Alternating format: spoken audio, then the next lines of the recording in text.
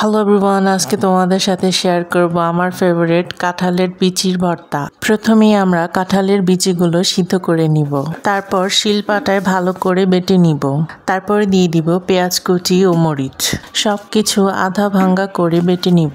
আমরা এখানে 3টা কাঁচামরিচ নিয়েছি। তোমরা তোমাদের পছন্দ অনুযায়ী মরিচের পরিমাণ কম বেশি দিয়ে নিবে।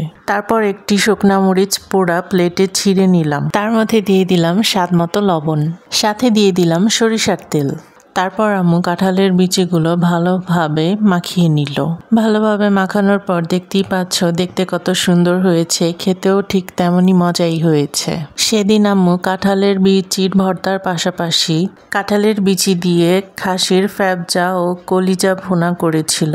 দেখতেই পাচ্ছ আমি কত মজা করে খাচ্ছি। কাঁঠালের বিচির ভর্তার এই মাখো মাখো ফ্লেভারটা আমার অনেক ভালো লাগে। তোমরাও বাসায় ট্রাই করে জানাবে তোমাদের কেমন লেগেছে।